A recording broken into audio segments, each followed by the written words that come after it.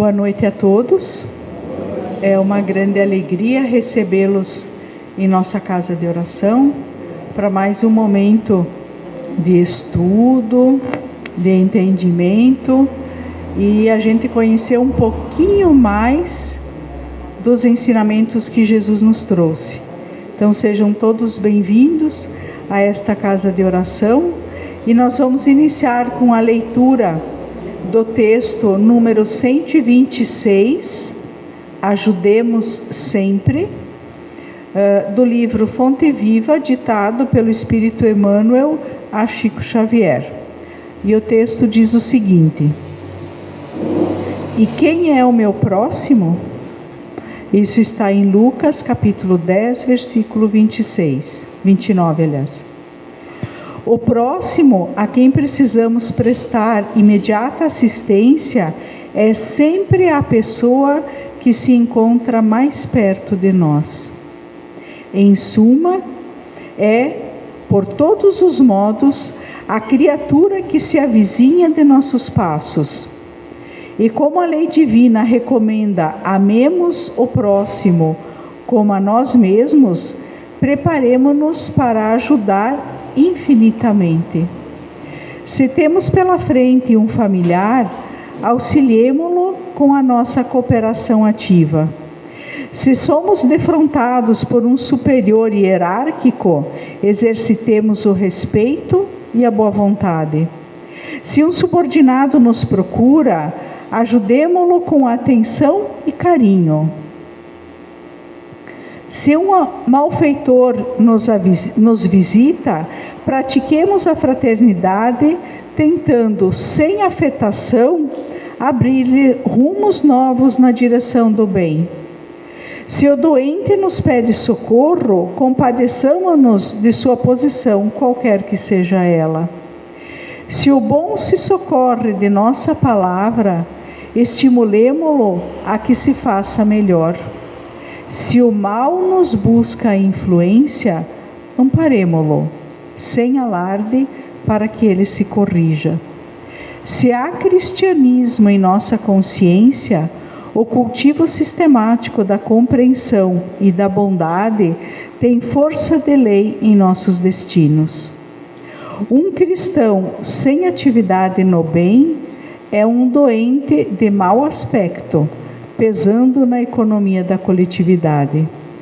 No Evangelho, a posição neutra significa menor esforço. Com Jesus de perto, agindo intensivamente junto dele, ou com Jesus de longe, retardando o avanço da luz. E sabemos que o nosso Divino Mestre amou e amparou, lutou em favor da luz e resistiu à sombra até a cruz. Diante, pois, do próximo que se acerca do teu coração, cada dia, lembra-te sempre de que estás situado na terra para aprender e auxiliar. Então agora nós convidamos que todos fechemos os nossos olhos, elevando o nosso pensamento a Deus. Mestre Jesus, amigo querido, mais uma vez nos encontramos reunidos em Teu nome para um momento de estudos e reflexão. Ampara-nos e nos ilumina no nosso esforço de renovação íntima. na busca da caridade desinteressada, na busca do conhecimento intelectual para desenvolvermos nosso lado moral.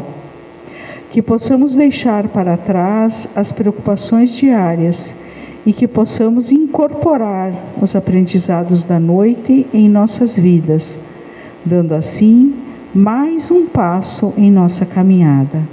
Abençoe a todos nós. Que seja em teu nome, em nome dos amigos espirituais que nos auxiliam, os espíritos luzeiros desta casa espírita, mas sobretudo em nome de Deus, que iniciamos os trabalhos de hoje. Pedimos também o amparo à nossa palestrante, para que suas palavras possam tocar o nosso coração e promover as mudanças que são necessárias. Que assim seja. E a nossa exposição hoje é com a nossa irmã Luciane Demarco. Seja bem-vinda. Boa noite a todos. Então hoje a gente vai conversar sobre um tema um pouquinho atípico. Aposto que poucos de vocês já fizeram a leitura acerca desse assunto, tanto que eu acho que faz mais de 10 anos que eu frequento Casa Espírita, faço estudo, e agora que eu fui me debruçar, que esse tema me chamou um pouco mais de atenção, que mediunidade dos santos. A gente escuta e fica pensando, peraí, mas será que dá para misturar a Igreja Católica com o Espiritismo? Porque médium é dos espíritas, santos é da católica? O que está acontecendo aí, né? Então eu trouxe para vocês o significado do dicionário mesmo, para a gente definir essas duas palavras antes de iniciar a palestra. Então vamos lá, santos. Substantivo masculino, plural, aqueles que foram canonizados e passaram a ser cultuados por seus milagres. Quem vive segundo as regras de Deus e da Igreja. Indivíduos cuja conduta e comportamento servem de exemplo, de modelo, certo? Agora vamos para os médiuns. Segundo o Espiritismo, pessoa capaz de se comunicar com os espíritos, pessoa detentora de dons que supostamente lhe permitem conhecer coisas, dados, ocorrências, etc., por meios sobrenaturais. E aí, será que todo médium é santo e será que todo santo é médium? Nem todo médium é santo, muito menos na verdade, né? Nem todo santo é médium e o médium geralmente não é santo. Por quê? Porque existem dois tipos de mediunidade. Existem vários tipos de médiums e tipos de comunicações mediúnicas, mas a mediunidade geralmente vem de duas formas. Ou é como uma prova e uma expiação, ou é como uma missão para o médium. A missão seria nos casos, assim, digamos, de Chico Xavier, né, de espíritos mais evoluídos, assim, pessoas que vêm com esse dom. E os médiums aqui de centro espírita, nós aqui, os pobres mortais, geralmente estamos nessa missão como expiação, como prova, para o nosso espírito evoluir, para a gente aprender com isso, para a gente resgatar algum débito de alguma vida passada. Então, não é porque a pessoa é médium que ela tem um dom especial, um poder especial, que Deus gosta mais dela, ou que ela tem alguma coisa a mais que os outros. Nada mais que isso. Na verdade, todos nós somos médiums. Acontece que alguns têm uma mediunidade mais desenvolvida do que os outros e precisam trabalhar esse lado da mediunidade. Agora, vocês já tinham parado para pensar acerca da mediunidade dos santos? Será que é possível os santos serem médiums? Já tinham pensado nesse assunto? Quem estudou esse tema, então, foi Clóvis Tavares. É Sebastião Clóvis Tavares o nome dele. Ele nasceu no ano de 1915, no Rio de Janeiro. Ele foi professor de História, foi professor de Direito e ele era católico, na verdade. E ele conheceu, então, a Nina, que é a namorada dele, que é essa moça que está na foto ao lado. E ele era muito apaixonado por ela. Acontece que a Nina, ela teve febre tifoide e ela ficou muito doente. Então, em busca da cura de sua doença, de uma resposta para tudo aquilo que ela estava passando, ela começou a estudar a doutrina espírita com Virgínio de Palma. E o Virgínio foi ensinando a doutrina espírita para ela e ela foi passando esses ensinamentos para o Clóvis Tavares. Ele começou a se apaixonar pela doutrina espírita e foi aos poucos, né, trabalhando e se organizando para desenvolver essa tarefa no meio espírita. A Nina acabou desencarnando, mas ele continuou com a sua missão. Ele fundou Escola e Orfanato Espírita, que tem aqui a foto para vocês, né? Escola Jesus Cristo, que era uma escola de culto e um orfanato espírita. Ele tinha culto de assistência nas favelas, com cestas básicas, evangelhos no lar, que ele fazia das pessoas. Ele dava sopa aos domingos para quem precisava. Ele visitava os presídios uma vez por semana. E uma vez por ano ele ia até o cemitério para fazer o evangelho, ler o evangelho segundo o Espiritismo no cemitério, para então trazer, né, e instruir aqueles espíritos que estavam perdidos por lá. 20 anos depois do falecimento de Nina, que ele se casou novamente, ele teve 5 filhos e ele redigiu diversas obras espíritas e nunca cobrou nem um centavo de direito autoral delas. E a principal, então, que ele escreveu é a qual eu me baseei para fazer a palestra de hoje, que é Mediunidade dos Santos. Essa é a capa originária desse livro. Então, esse livro, ele busca oferecer alguns subsídios aos estudos dos fenômenos psíquicos no seio da Igreja Católica. Em um primeiro momento, o termo mediunidade, quando a gente pensa mediunidade, parece meio inapropriado quando a gente se trata da Igreja Católica, né? Parece que a gente está confundindo as coisas aí. Acontece que, e os santos também, se a gente for falar na doutrina espírita, vai falar, mas o espiritismo não trata as pessoas como santos, né? Vai falar que é um espírito evoluído, que é um espírito mentor, um guia, mas não vai tratar dessa forma. Então, quando a gente lê o tema, parece que vai confundir as duas religiões, né? Mas a verdade é que os santos, na verdade, eles sempre foram intermediários das forças do bem e das necessidades humanas. Então, esperamos que os irmãos católicos que eventualmente estejam assistindo essa palestra não se decepcionem com a utilização desse termo. De forma alguma é para ser ofensiva a mediunidade com os santos, né? Opa, passei sem querer. Só um pouquinho. E esperamos então que os espíritas não estranhem o termo santos, reconhecendo então a existência desses missionários da luz, desses benfeitores, que a gente só aborda então de outra maneira. O Emmanuel, ele vai fazer um prefácio desse livro e ele fala que o Evangelho é um livro de mediunidade por excelência. E ele traz, então, algumas explicações para que a gente perceba como a mediunidade vem ocorrendo desde sempre na história de Jesus e a gente que não se dava conta disso. Então, o Evangelho segundo o Espiritismo aborda diversos pontos da Bíblia e, entre eles, ele conta algumas dessas histórias. Primeiro, que o espírito de Gabriel entre em contato com Zacarias, prevendo o nascimento de João Batista.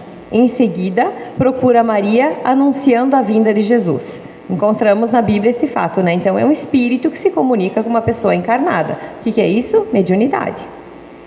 Vê-se Jesus cercado de médiuns e fenômenos mediúnicos.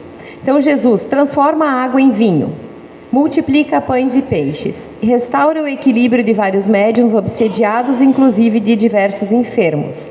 Aí vocês vão me perguntar, tá, mas como assim, né? O que tem a ver a mediunidade com a transformação da água em vinho? Nós temos, digamos assim, duas correntes, né? Uma corrente que diz que essa questão da água e do vinho, multiplicação dos peixes e dos pães, nada mais é do que uma metáfora.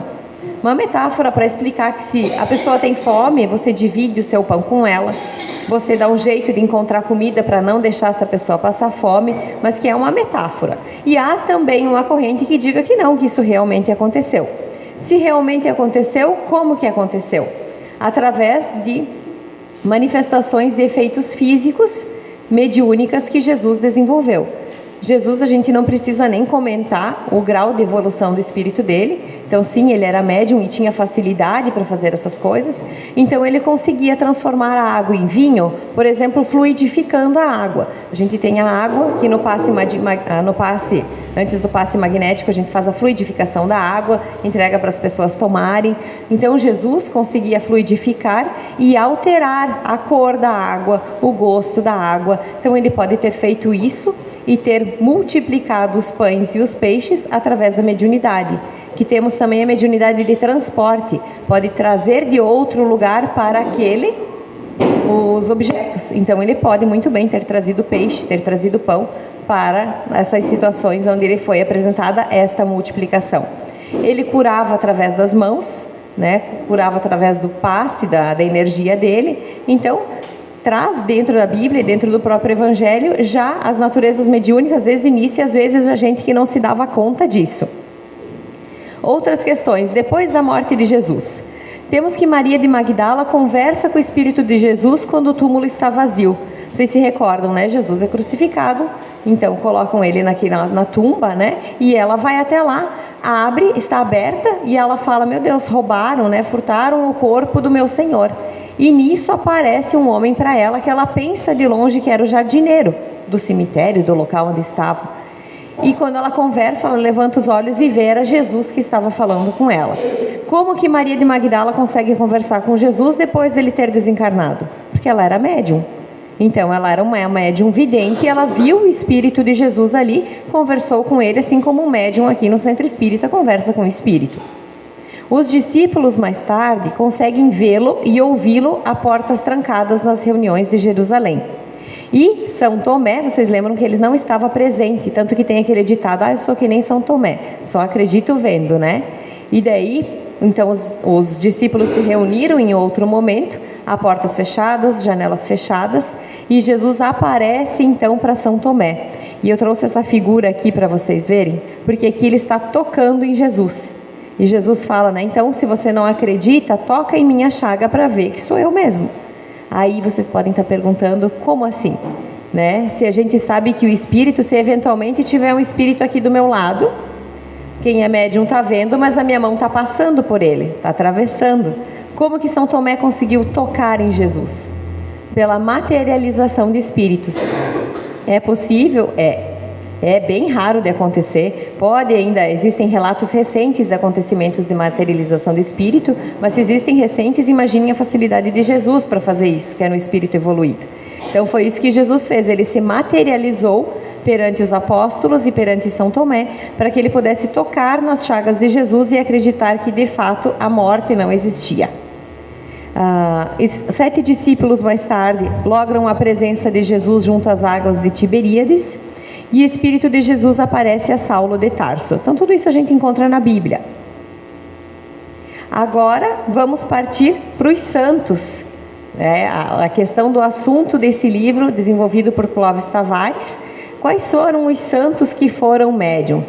Então eu trouxe, o livro é grandinho, né, gente? Tem diversos estudos, diversos santos que ele traz. Então eu selecionei alguns para vocês só terem um conhecimento do que aconteceu. Médiuns clarividentes, que são aqueles que enxergam os espíritos. Trouxe primeiramente a Santa Teresa d'Ávila, que é muito conhecida. Ela diz que viu Jesus com os olhos da alma, mais claramente do que ver com os olhos do corpo. Ou seja, ela não estava de olhos abertos quando viu Jesus. Ela tinha ciência, na época, pelo estudo que ela tinha, daquilo que ela desenvolvia, que ela estava enxergando Jesus com os olhos fechados. No século XVII, não havia esclarecimentos, né, gente, sobre as leis dos fenômenos psíquicos. Ela não só viu Jesus, como ela viu Francisco de Assis, Antônio de Pádua, em um ofício religioso, São Pedro de Alcântara, que ele era um grande amigo dela. Ela diz que tem uma vida antes e depois de São Pedro de Alcântara, que antes era as trevas e depois virou o céu. E que muitas vezes, depois que São Pedro desencarnou, ela conseguia falar com ele. E ela tinha, excelentes notícias, uma comunicação muito boa com ele. Então ela era uma médium clarividente. Ela ficou conhecida na Igreja Católica como doutora da Igreja, porque ela fundou 32 mosteiros. Temos também a Santa Brígida, que ela teve contato com Maria já bem novinha, aos 4 anos de idade. E mais tarde, aos 10. A mãe dela faleceu muito cedo e ela também casou-se com quase 14 anos ela tinha.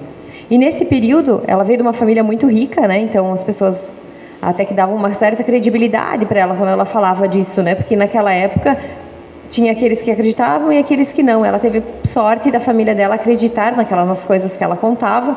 Ela teve contato então com Maria, com o espírito de João Evangelista e com Francisco de Assis. Ela foi casada e ela teve 8 filhos. Em uma de suas gestações, ela quase morreu, porque imagina, gente, ela casou com 14 anos, ela era bem pequenininha. Então ela estava entrando em sofrimento, todo mundo foi até ela para ver ela, porque acharam que ela ia morrer. Eis que chega uma pessoa com um vestido todo brilhante, toca nela e a criança nasce. E o espírito, essa pessoa vai embora, né? Era um espírito, mas todos visualizaram que estava ali. Mais tardar, diz que ela tinha uma devoção tão forte assim por Maria, por Jesus, que ela ficava muito tempo rezando. E ela falava assim para Maria: me dá forças para amar o seu filho cada vez mais. E diz que Maria um dia deu um puxão de orelha nela. E tem aqui a demonstração de Maria. Diz que Maria chegou para ela e falou: minha filha, eu tenho meu filho, você tem que amar o meu filho, mas você também tem os seus. Então olhe para os seus. Porque às vezes as pessoas ficam tão obcecadas, né? Ai, trabalho ao próximo, mas a gente tem um próximo na nossa casa também precisando de nós, né? A gente precisa faz o trabalho de caridade externo, mas nós não podemos nos esquecer daqueles que estão diariamente ao nosso redor. Que Santa Brígida estava esquecendo e Maria foi lá e deu um puxãozinho de orelha nela. E diz que daí nesse dia ela falou para ela que, lembra quando você estava em trabalho de parto da tua criança, da tua filha? Aquela pessoa que chegou até você e auxiliou no parto era eu. Então depois desse, diz que ela conseguiu dividir melhor a vida entre a família e os estudos, né, a devoção. Outra santa é Santa Margarida de Alacoque, que a frase dela é: no coração de Jesus quero viver, padecer e agir de acordo com seus desígnios, e é por ele que quero amar e aprender a sofrer bem. Ela teve o nome Maria colocado depois no nome, entre o Margarida e o Alacoque, porque ela foi curada por uma paralisia que ela tinha, em virtude da devoção que ela tinha a Maria. Então o nome de Maria depois foi colocado no nome dela. Essa santa, ela passou por diversos episódios mais difíceis, assim, porque ela tinha visões não só de espíritos elevados, como de malfeitores também. Ela passou por uma situação onde ela viu um homem todo queimado que se aproximava dela e ela sentia como se ela também estivesse pegando fogo. E uma vez ela foi empurrada de uma escada para que ela caísse dentro de uma caldeira de fogo. Parece que ela caiu, mas ela não se queimou. Então os espíritos benfeitores ajudaram para que ela não se machucasse. Aí vocês vão pensar: gente, mas é uma santa, né? Uma pessoa que rezava muito, por que espíritos malfeitores se aproximavam dela? Quem que precisa de ajuda, gente? Não é o espírito elevado, né? É o espírito inferior. Então os médiuns têm muito contato com espíritos inferiores, com espíritos que precisam ser ajudados, que precisam acordar para o mundo espiritual. Então esses médiuns também tinham contato com esses espíritos. É claro que vêm os espíritos elevados para te dar um empurrão para a vida, para te falar que você está seguindo no caminho certo, mas a maioria das vezes são espíritos inferiores que mantêm a comunicação. E o interessante da Santa Margarida de Alacoque é que ela inspirou Nina, a namorada do Clovis, né, para que ela abrisse no plano espiritual, o nosso lar, uma casa espírita, o centro espírita, que mais tarde, 10 dias depois, na verdade, foi fundado pelo Clovis Tavares aqui na Terra. Então a Nina era orientada por essa santa e a Nina depois orientava o Clovis Tavares encarnado para que ele abrisse o centro espírita aqui. Então ela é tipo madrinha deles, né? Eles têm uma relação. Eu vi uma entrevista do filho do Clovis Tavares falando sobre ela. Eles têm uma devoção muito forte dessa santa. Temos a Santa Clara do Monte Falco. A vida é uma alma, é o amor de Jesus. Ela tinha conhecimento do estado espiritual de várias pessoas. Travou aqui. De vários benfeitores. Então ela era uma freira que ela recebia notícia dos outros colegas que tinham desencarnado, né? Dos padres, das outras freiras. Ela dava comunicação de todo mundo no convento. Uma época achavam que ela estava obsediada porque ela ficava muito tempo em transe mediúnico. E ela inclusive tem uma história de um amigo deles que ela visualizou que ele estava pedindo ajuda e ela falou para o pessoal: acho que ele morreu, porque o Seto era o nome dele. Eu visualizei ele, 2 dias depois veio a notícia de que ele de fato tinha falecido. A Santa Clara, a mediunidade dela era tão forte, ficava tanto tempo em transe mediúnico, que uma vez ela passou por vários dias mediunizada e as colegas tentaram fazer de tudo para acordá-la, para tirá-la do transe, cortaram o cabelo dela, ela não acordou, e disse que foi sem querer, espero que seja mesmo, né? Que cortaram a orelha dela enquanto estavam cortando o cabelo, e nem assim ela despertou do transe mediúnico, tamanha mediunidade que ela tinha. Temos o São João Maria Vianney, vamos a um homem, né? Só no grupo das mulheres até agora. O São João, ele era um homem muito simples e desde criança eles viam que ele tinha o papel para o sacerdócio, que ele ia dar para o caminho da religião. Só que diz que os padres não queriam ele, porque ele tinha um pouco de deficiência intelectual. Mas diz que ele era tão devotado que acabaram aceitando e colocaram ele então para trabalhar numa cidadezinha bem pequena, com poucos habitantes. E deu o efeito reverso. Todo mundo da cidade começou a frequentar a igreja onde esse padre ia, e ele passou a atender mais de 20 mil pessoas por ano no confessionário. Ele passava 15 horas seguidas no confessionário, porque ele tinha premonições e ele conseguia ver o que as pessoas estavam passando. Então as pessoas iam se confessar e ele já vinha explicando, né? Tipo, o que ia acontecer, como é que a pessoa deveria agir, de que forma ela deveria conduzir a vida dela. Então ele ficou conhecido como padroeiro dos padres, de tantas pessoas que ele chamou para a Igreja Católica na época que ele trabalhava com a mediunidade dele. Outros santos clarividentes, só para trazer os nomes de alguns para vocês. Santa Catarina de Gênova, Torello de Poppe, São Cutiberto e Santa Catarina de Siena. Temos também outro tipo de mediunidade encontrado nos santos, a clareaudiência. Na vida de muitos santos, nós temos aqui um principal exemplo, que é o São Francisco de Assis. A clareaudiência é quando você escuta o que os espíritos estão falando para você. Então tem esse trecho na história de São Francisco, que ele orava na igreja de São Damião, suplicando poder conhecer qual fosse a vontade divina a seu respeito. Porque dizem que ele veio de uma família com bastante dinheiro, né? E que ele era chegado no mundo mundano, né? Ele gostava de uma festa, gostava de sair e estava meio perdido assim no que fazer da vida. Então diz que certa vez ele foi rezar e eis que então, banhado em lágrimas e com o coração agitado pelo ardor da oração, com os olhos fixados no crucifixo, ouve aproximar-se de si e sair uma voz que lhe diz. Então ele vê o crucifixo se aproximar dele e escuta a voz falando: não vês que a minha igreja está por desabar? Vai, pois, e restaura para mim. Repete por 3 vezes. O que São Francisco faz? Ele sai, vai até a venda do pai dele, que o pai dele vendia tecidos, vende tecidos, pega dinheiro e restaura a igreja. O pai dele, obviamente, fica enlouquecido com a situação e vai atrás do filho. Ele fica foragido por um tempo, com um amigo ajudando ele, dando comida para ele, fica meditando, pensando no ato dele, o que fazer da vida, e ele decide então que ele vai virar padre, né? Que ele vai seguir então para essa... Padre não, que ele vai seguir para essa... Meu Deus, me fugiu a palavra. Para esse rumo, né? E aí a mãe dele e o pai resgatam ele de lá de onde ele estava escondido, porque as pessoas passaram a apedrejar ele na rua, só que o pai acorrenta ele em casa. A mãe fica com pena, solta o filho e ele se refugia com o bispo da igreja e passa a seguir então o caminho, trilha a vida dele que todos nós conhecemos, né? A vida de São Francisco de Assis. Mas a origem então foi uma mediunidade de clareaudiência, quando ele escuta Jesus falar com ele. Outra história famosa é a de Joana d'Arc, que todo mundo estudou na época de história, né? Que desde os 13 anos ela escutava as vozes de São Miguel, o arcanjo guerreiro, de Santa Catarina e Santa Margarida. Ela passou 3 anos e meio preparando-se para empreender o papel que as vozes lhe reservavam. Então vocês se lembram, né, que por muito tempo ela ouvia vozes sem saber que rumo tomar. Era uma menina jovem, apenas sabendo que ela tinha que partir para Orleans e que isso era fundamental para libertar a França da Inglaterra. Aí então o rei, não coroado, Carlos VII, enviou Joana d'Arc junto para o exército. Em apenas 9 dias de batalha, terminou com um resultado favorável à França.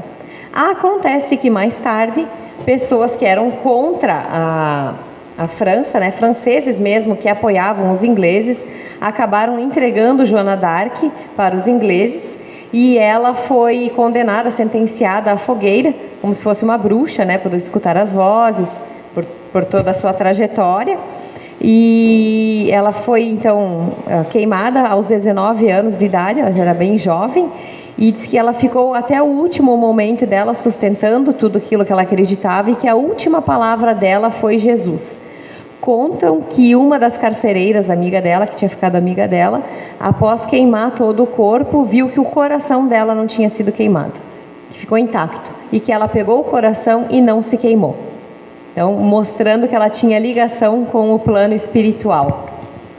A Joana d'Arc, ela foi canonizada pela Igreja Católica, considerada uma heroína da França, né, pelos seus feitos, então, na Guerra dos 100 Anos. Santos psicógrafos. Psicógrafos são aqueles que escrevem, né, recebem, às vezes pode ser mecânica, ou a pessoa escuta e escreve, ou é mecânico, o espírito incorpora e ela redige aquilo que o espírito está querendo que ela escreva. Temos a Santa Brígida de Vadstena, que é uma das mais conhecidas, que no seu processo de canonização, ela ficou chamada de correio a serviço de um grande Jesus. Ela psicografou 2 livros que são bem conhecidos, eles têm na internet em PDF.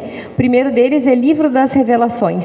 Esse livro foi ditado para ela dentro de 1 hora pelo Espírito, e ela falou que aquilo ficou como se fosse cravejado em uma pedra para ela. Depois ela sentou e transcreveu todo o livro.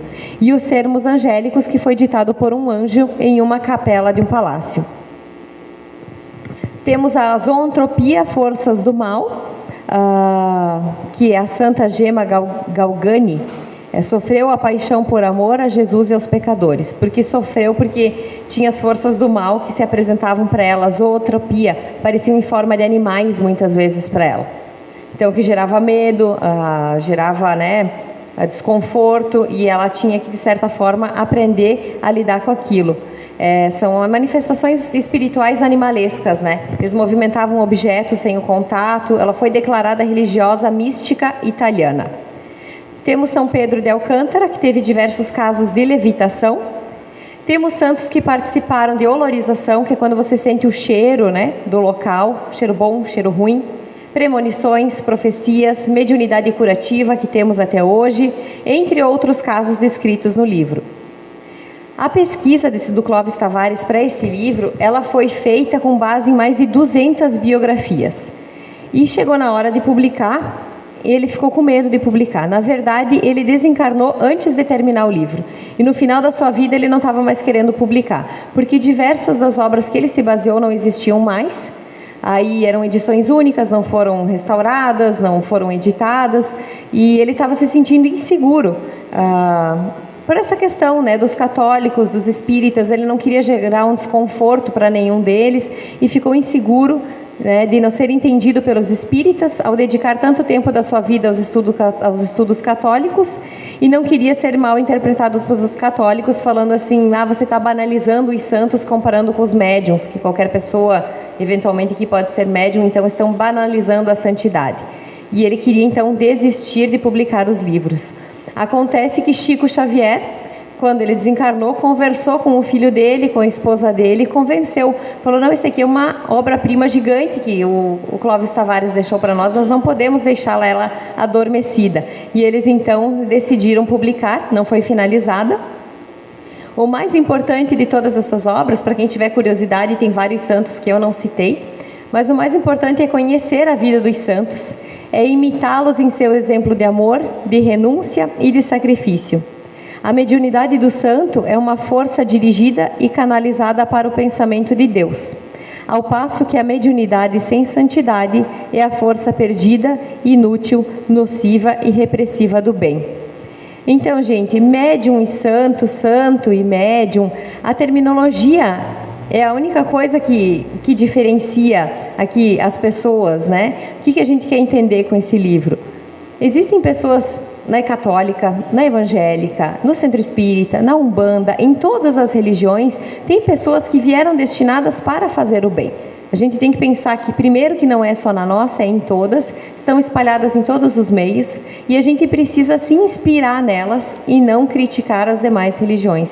Se inspirar para que eles sirvam de exemplo para a nossa evolução espiritual, para o nosso crescimento, e que a gente continue auxiliando o próximo todas as vezes que for possível. E esse livro é interessante, esqueci de comentar, para recomendar, que tem muito católico espírita católico, né? As pessoas, eu vou na igreja, mas eu gosto do centro espírita. Então esse é um livro legal para indicar para as pessoas que gostam das duas religiões. Obrigada a todos pela atenção, espero que tenham gostado do assunto de hoje. Muito obrigada, Luciana, pela reflexão que proporcionou a todos nós. E agora nós vamos então para a nossa parte final do nosso trabalho de hoje, que é a prece final e a aplicação do passe coletivo. Então, para que a gente possa fazer a aplicação do passe, que é a transmissão de energia através dos nossos médiuns trabalhadores da casa, que eu os convido então a se posicionarem aqui. Nós vamos baixar um pouquinho a luz para que a gente possa se concentrar melhor. Deixa eu colocar uma música.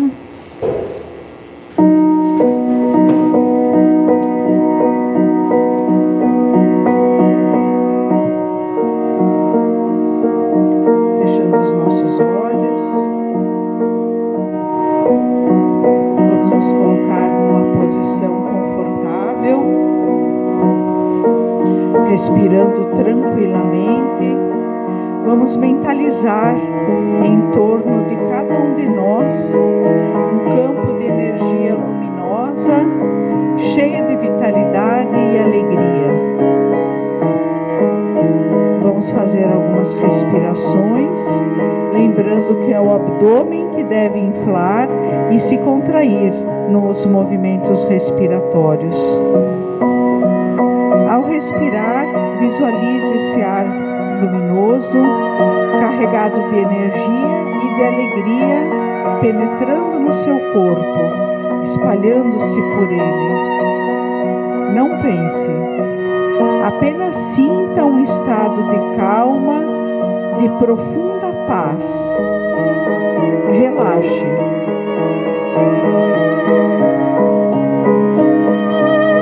Pense em alguém a quem você ama com muita ternura. Desenvolva esse sentimento, ampliando-o, envolvendo todo o seu entorno nesta emoção tão boa. Agora que estamos com nossas emoções vibrando no amor, vamos imaginar que estamos numa nave espacial estacionada a grande altura, de onde vemos a Terra girando lindamente no espaço. Olhemos para o nosso planeta com muito amor, como se o estivéssemos abraçando com muito carinho. Afinal, trata-se da nossa casa cósmica.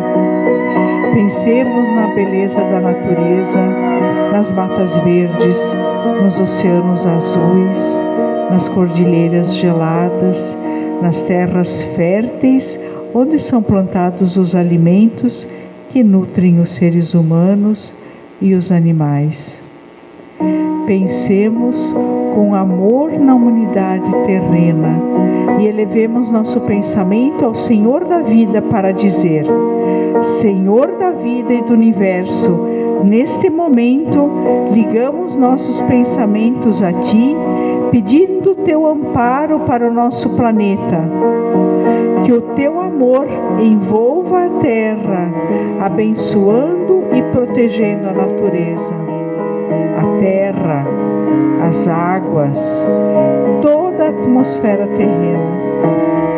Que o Teu amor e a Tua paz envolvam toda a humanidade terrena, vibrando amor em todos os corações, pacificando, predispondo ao bem, à honestidade, à paz, ao respeito pela natureza, pelas pessoas, pelos animais.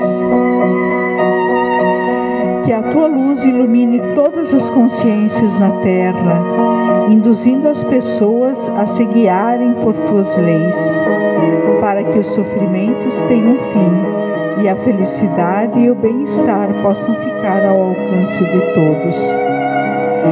Que as Tuas leis se tornem cada vez mais claras nas consciências de todos nós que nos irmanamos nessas orações pela Terra, dando sempre um norte seguro e benéfico ao nosso jordanear. Te agradecemos, Senhor da vida, e pedimos mais uma vez a Tua proteção, amparo, e ajuda ao nosso planeta Terra e a toda a humanidade. Paz, harmonia, afeto e contentamento nos nossos corações. Procuremos continuar sentindo esses sentimentos tão bons que são a paz e o amor. Que assim seja. Que Jesus nos abençoe no retorno aos nossos lares, né? Que nos acompanhe, que entre em nossas casas no encontro com os nossos familiares que nos aguardam. Muito obrigada pela presença, tenham todos uma boa noite.